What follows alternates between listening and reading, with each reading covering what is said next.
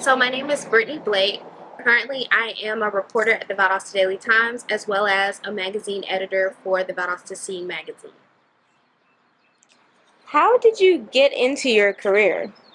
So initially, I got into journalism because I went to grad school at University of South Florida in Tampa, Florida, and I actually went to the St. Petersburg campus. And I took a class called News Bureau. I can't remember the exact name, but it was like News Bureau, and it was basically it was a class for students to get experience in the field. And so I started writing and attending events around St. Petersburg and Tampa, and I really just enjoyed writing and being able to go to different events and not necessarily have to tote a camera around with me everywhere.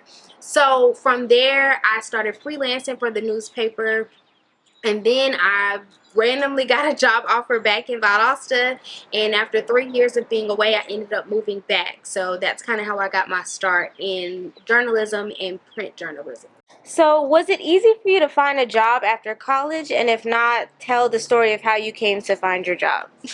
No, it definitely was not easy to find a job after college. Actually, after I graduated from Valdosta State in May of 2019, I immediately moved to St. Petersburg, Florida, where I started grad school. So there was really no kind of like in between time for me. I had like those 2 months of summer, and then I was right back in school. And so I was working, at the time I was working at Kohl's. So I just transferred my job there. So then I started freelancing. And then in the spring of 2020, the pandemic happened. So unfortunately, when I went to go ask for a job for the newspaper that I had been freelancing for the last couple of months, they were like, they weren't in a position to hire any full-time people. So then I just found myself kind of freelancing. Ended up opening my own business, BB Media Services, and that's when I started doing writing and doing social media development and things like that. I continued to do that for about a year, and then randomly in like April of last year, I got no, it was April of 2021. I got an actual a text from one of my classmates at Valdosta State who was working at the Valdosta Daily Times, and he was like, there's a job open here, and so you should definitely consider like applying for it. And I was like, I don't know, because I didn't want to come back to Valdosta. But it ended up just working out, and come to find out, they were actually looking at me for the position, and that's why he reached out to me. And so it all just kind of worked out in my favor, and I was just so thankful. And that was about 6 months after I had graduated from grad school, so I was really in crunch time on like, I need to find something in my field, because I didn't just want to be doing odd jobs and trying to make ends meet by freelancing, where I was only making like $100 or $200 per story, and sometimes there would be dry weeks. So that's kind of how I came about finding the job here in Valdosta. What is your job title, and what are some of the responsibilities/tasks that you have on a daily basis? So my job title currently is education reporter, and then magazine editor. So as an education reporter, I basically just have to find stories within the education system. So most of the times, the PIOs from the different school systems will reach out to me, and so I basically build my schedule based on that. Outside of that, I basically have to keep up with things that are happening within education. So that may revolve around me having to find something about enrollment or something about, teacher shortages. So doing stories around education specifically. I also do general assignments here and there, which means I kind of go out and I find people in the community to do stories about. As a magazine editor, I have to still do the same thing. I have to basically find stories to give to my reporters and also any people that I have freelancing under me. I also have to work with our advertising team to come up with themes, to come up with cover stories and all of that for our magazine, which is monthly. And then I have to edit and put together that whole magazine, and make sure everything is outlined and detailed and correct, and any mistakes fall on my shoulders, because as the editor, I'm supposed to make sure all of those are taken care of. So what is your favorite part about your job? My favorite part about my job most definitely has to be telling the stories of the people in the community. It's very rewarding to see people's responses when you tell stories, whether they're good or bad or whatever, for the good of the public. Just being able to tell those stories and to share people's experiences, it's very rewarding. What are some of the challenges of your job? I think one of the main challenges is finding the balance between reporting for the good of the public and maintaining your sources. I say that because sometimes some things can be very challenging. There can be issues that arise within people's lives, within certain systems and organizations that people work with or work for. And sometimes you have to pick and choose your battles. So in some cases, it may be worth you losing that source or burning that bridge. And then in other cases, sometimes it's not worth that. You have to basically gauge, public need or public want for a certain story or a particular thing that's happening. And so, as a journalist, that sometimes becomes challenging because it's like, do I protect this entity or do I protect, myself and my source? Because you don't want to burn that bridge and then you come to it and you need it, but it's already gone. But at the same time, you don't want to keep certain information from the public just because, as a journalist, your whole point is to get news to the public. Are you interested in the same area of media as you were in college? And if not, how did that change?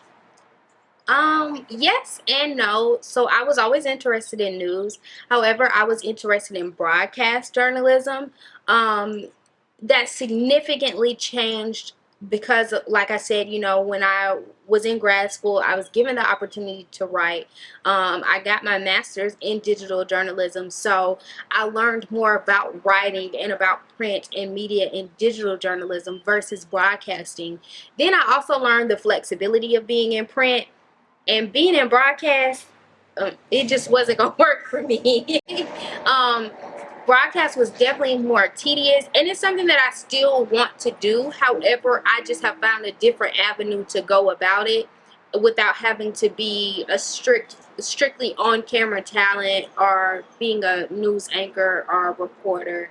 I found a different way to reach that goal by doing the things that I enjoy doing now. What are some of the things that you're passionate about? Some of the things I'm passionate about. One thing I'm definitely passionate about is being able to tell stories and be creative in the ways in which I do that. Another is being a positive role model and example for Black women and girls, specifically in media. So that's always been something that was very important to me and something I'm very passionate about, is showing that, Black women can be diverse in media. We don't have to be behind the screen all the time. We can be in front of the camera. We can be on the screen. We can write the things.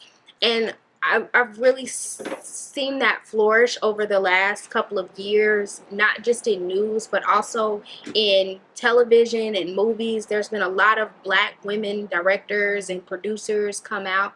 And so that's something that I've been very passionate about for a long time, and something that even now, as I mentor and do other things in the community, I'm always kind of reverting back to how we as Black women can be in different places in media. It doesn't have to be gossip or entertainment news. We can be in professional, traditional news and be ourselves, wear our hair the way we want, dress the way that we want. We can be comfortable in those spaces and not have to align with the certain stereotypes that have been, put forth in media. What is some advice you can give to those trying to get into the journalist space? So my number one advice is going to be patient. If I could say anything, it's going to be patient, because things do not happen overnight. You might see them happen for somebody quicker than they happen for you, but it just wasn't your time. So just be patient. Also, stay consistent. even if it doesn't seem to be working, it probably is working. You just have to keep doing it. You have to keep putting yourself out there. You have to keep creating avenues for yourself. When those, when certain platforms or certain people aren't taking you for an internship, or they aren't taking you, for a freelance, create your own spaces, do your own things. It's easy for you to sign up for a media pass for most events. You create your own business, get your own little side hustle going, and you can start to put yourself in the position for other companies to take you more seriously and to look at you. um, Another thing that I would say too about journalism is that it's such a broad field, so learn how to do everything. you know, Nowadays as journalists, we are our own photojournalists, we are our own writers, we are our own production team, we are everything, and that goes for broadcast, print, and digital news. Like, we do everything. We are our own editors, everything. When you turn something in, whether it's you turning in a news package or whether it's you turning in a news story, you have to make sure that it's edited and it's ready to go on the news or in the paper or online as soon as you turn it in. They're going to look over it for a few things, but you need to make sure that you're prepared. So that also leads me to make all the mistakes that you need to make, because you're not going to go through this without making mistakes. I made that mistake in the beginning, thinking that I was going to jump into my first job and I was going to be perfect at everything that I did. And some things you're just not going to learn until you go through it. So, make those mistakes. So, what is some advice you can give to those going to grad school? Because I know not everyone's jumping into the workforce. Don't go. But if you do choose to go to grad school, one of my main things is, make sure that you do the proper research for what you're interested in. So for me, I know that having a master's degree wasn't necessary for me to go into the field. However, I didn't aggressively apply for jobs before graduation. I could have had a job. I just didn't aggressively apply for any jobs, just because I always knew that school was the next option for me. However, before you choose to take on another set of student loans, I would implore you to do your research. And if you can get this job without that degree or without that second degree, I would definitely implore you to get an internship, get a fellowship, get something that's going to help advance you, because your master's degree may not necessarily help advance you. Most graduate school programs are going to be more written form. They're going to be more papers, things like that. Versus an undergrad, you get a lot of hands-on experience. With the internship, you get hands-on experience. So I just encourage people, if you choose grad school as the route, do your research on the program. Look at the success rate of the people who graduate out of that program. If you're going to go, make sure that they are able to get jobs. And before you put your money into that, make sure you have a return on your investment. Look at the opportunities that graduate school is creating for you. So what internship opportunities are they, allowing you, things of that nature. So, what is some advice you can give to seniors getting ready to go into the workforce? My best advice for seniors that are getting ready to go in the workforce would just to enjoy the process. Don't stress yourself out. Enjoy the final moments of your senior year, because you will never be in a place that you are now. You will never be there again. A lot of times we are always looking towards the next step, that we forget to enjoy the moment that we're in right now. So just make sure you enjoy that moment. After you do that, then you can focus on, okay, what's my next step? What are my goals? So when you're trying to go into the workforce, create a list of about 6 jobs that you would want to do. Then reorder them by the amount of experience that you have. Get on LinkedIn, get on all those other job sites, and start looking for positions that work with that certain thing that you want to do and the skills that you have. In the mass media program, you have created so many skills, you have developed so many skills. There are some things that you are great at, and then there's some things that you're good at, and then there's some things you know are like your weaker spot. Go for jobs that are going to be in your greatness to your goodness scale of things you can do.